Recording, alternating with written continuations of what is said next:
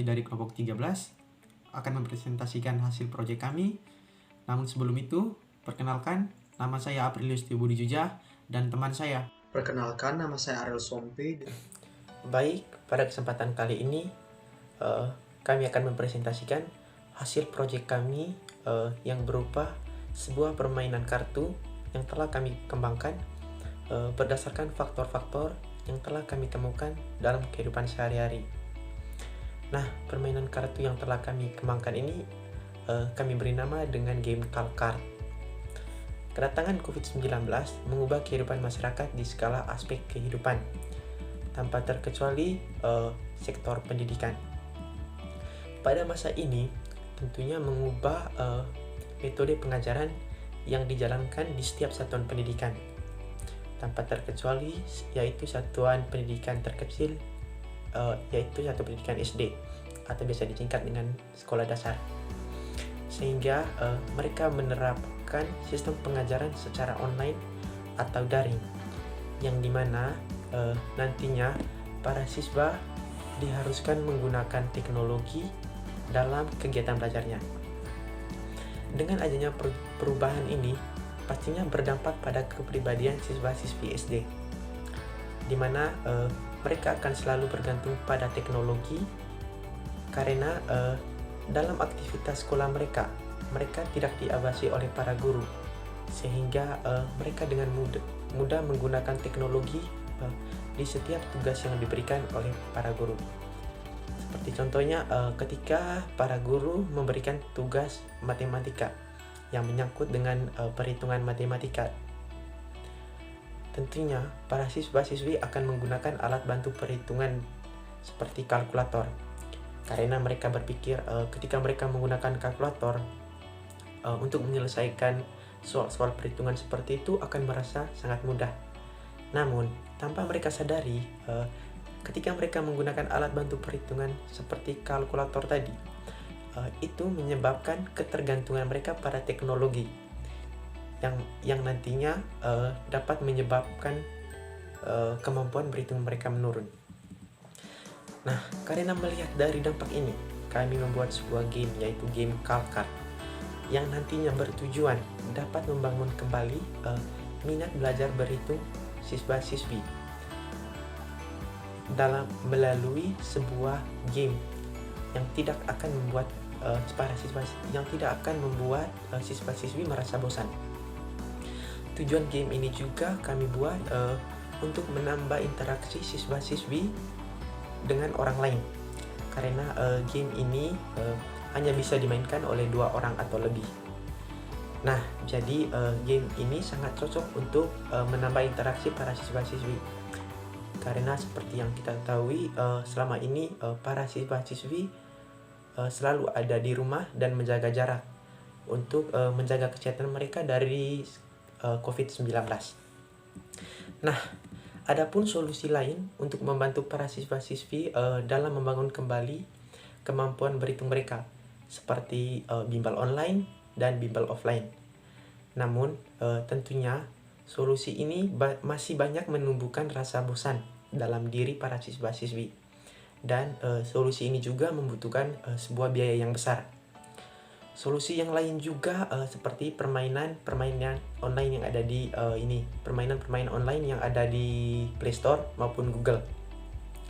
Namun game-game online ini masih menyebabkan ketergantungan siswa-siswi pada teknologi. Dan game-game online ini juga menyebabkan kurangnya interaksi siswa-siswi dengan orang lain, karena keseharian mereka nanti akan selalu bersama dengan teknologi untuk memainkan gamenya. Nah, untuk game Kalkart ini yang kami kembangkan ini bisa dimainkan oleh 2-4 orang, tergantung dari jumlah kartnya. Pada game Kalkart ini juga akan terdapat 4 jenis kartu. Jadi di keempat jenis kartu ini akan terdapat simbol-simbol operasi perhitungan seperti penjumlahan, pengurangan, perkalian, dan pembagian. Dari hal ini sebenarnya kita dapat mengetahui bahwa permainan game Kalkart ini bukan hanya sekedar permainan senang-senang belaka.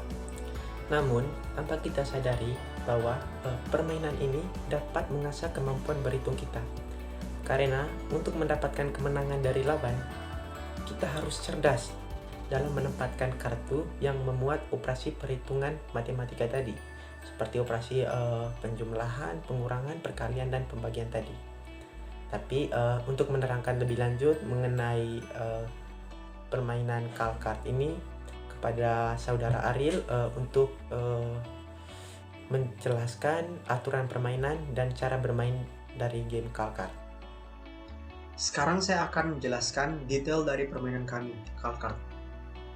Jadi terdapat 49 kartu dalam sebuah kemasan Kalkart yang terdiri dari 24 playing card dan 19 point card. Playing card dapat dibagi menjadi 4, yaitu kartu tambah, kartu kurang, kartu kali, dan kartu bagi. Playing card berbentuk persegi panjang dengan ukuran 6,3 x 8,8 cm, sama seperti ukuran kartu remi pada umumnya. Sementara itu, point card berbentuk lingkaran dengan ukuran diameter 3 cm.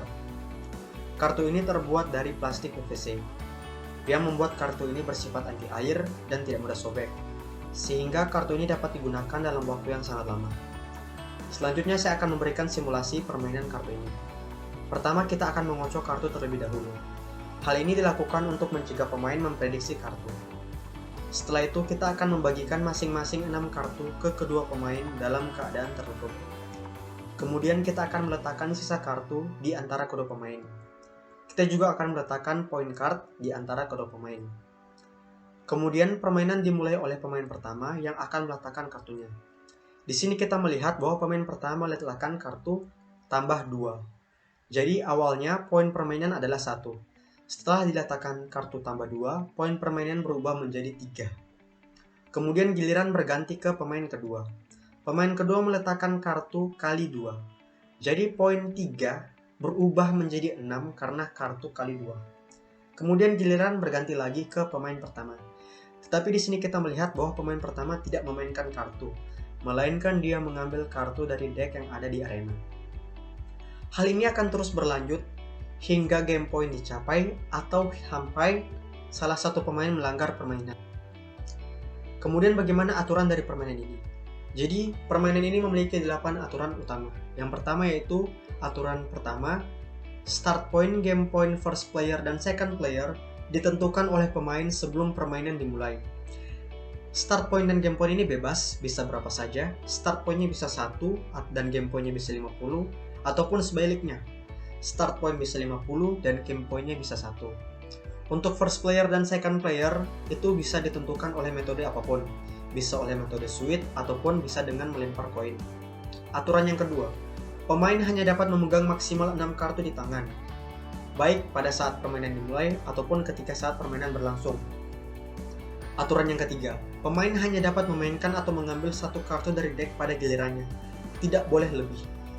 Aturan yang keempat, jika pemain belum memainkan atau mengambil kartu setelah 15 detik, maka gilirannya dilompati. Aturan ini diberlakukan untuk menjaga tempo permainan berjalan dengan cepat. Kemudian aturan yang kelima, pemain pertama yang mencapai game point akan memenangkan permainan. Aturan yang keenam, pemain yang melompati gilirannya 3 kali berturut-turut dinyatakan kalah. Hal ini kami berlakukan untuk mencegah pemain bersifat pasif ketika memainkan permainan ini. Kemudian aturan yang ketujuh, pemain yang melewati start point atau game point dinyatakan kalah. Jadi misalnya kita menentukan start pointnya yaitu 1 dan game pointnya 20. Jika ada pemain yang sampai mencapai poin min 5, maka pemain itu dinyatakan kalah. Atau jika ada pemain yang sampai mencapai poin 25, maka pemain itu juga dinyatakan kalah. Kemudian peraturan yang terakhir, permainan berakhir seri jika tidak ada lagi kartu yang dapat dimainkan, baik kartu yang ada di tangan kedua pemain maupun kartu yang ada di deck arena. Jadi seperti yang dapat kita lihat tadi barusan, permainan ini cukup simple dan dapat dipahami oleh anak-anak. Kemudian juga kita bisa melihat bahwa untuk memainkan permainan ini dibutuhkan akurasi kalkulasi dan kecepatan kalkulasi yang sangat tinggi. Oleh karena itu, semakin lama kita memainkan permainan ini, maka semakin besar juga akurasi dan kecepatan kalkulasi kita. Makanya permainan ini sangat cocok dimainkan untuk anak di zaman sekarang ini yang sangat bergantung ke kalkulator untuk melakukan kalkulasi. Dapat kita lihat juga bahwa permainan ini bersifat edukasional, sehingga untuk pemasarannya kita dapat melakukan kerjasama dengan sekolah-sekolah. Misalnya kita dapat meminta sekolah untuk mengenalkan permainan ini kepada siswa lewat guru-guru yang akan melakukan pembelajaran menggunakan kartu ini sebagai alat bantu pembelajaran. Kemudian kita juga bisa menjual kartu ini di koperasi-koperasi sekolah. Kita dapat menjualnya dengan harga yang relatif murah, yaitu 15.000.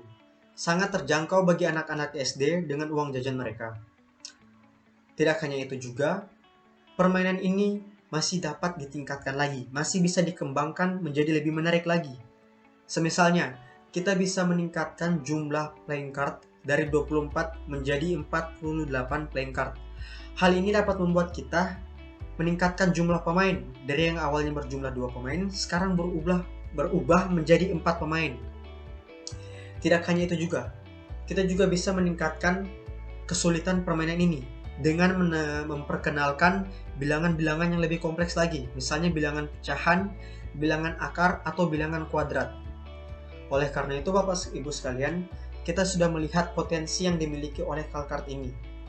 Jadi, mari bersama kita realisasikan permainan ini agar kita dapat membantu anak-anak di Indonesia meningkatkan kemampuan kalkulasi mereka. Sekian presentasi dari kelompok kami, terima kasih.